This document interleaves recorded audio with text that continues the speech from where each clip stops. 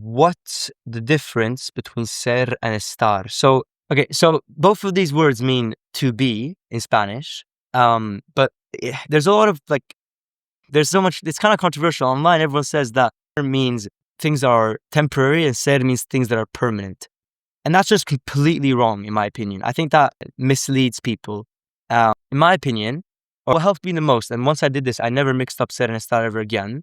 The way I learned it was that estar is for states and ser is for characteristics. But they're actually, both of these have linguistic meanings behind them. For example, you probably heard of Estados Unidos, which means United States, and estado is estado, right? To have been, estado.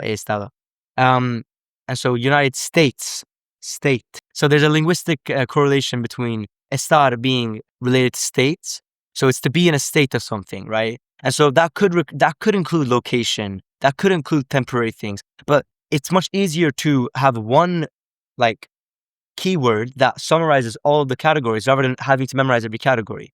And the same thing is to be seen in, the same thing is seen in ser being characteristics, where ser means to be in terms of characteristics. And so a human being in Spanish is un ser humano, and un ser being, right?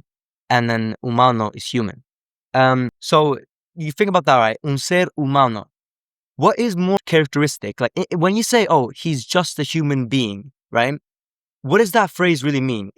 What it really means is that you're boiling it down to his characteristic of being just a human, right? You must say it in the context of oh, he's not perfect, he's just a human, right? Or he's just a human being, he can make mistakes.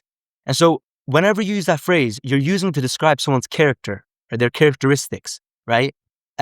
She can forget, she's just a human being. And so in the same way that estar has linguistic reasons to why it's used for states, the same thing can be seen for ser, that is used for characteristics. So think about if you said soy aburrido, right? Or yo soy aburrido, that would mean you are boring as a person, right? I am bored. It wouldn't mean I'm bored as in you're in the state of boredom. It would mean you have the characteristic of being boring.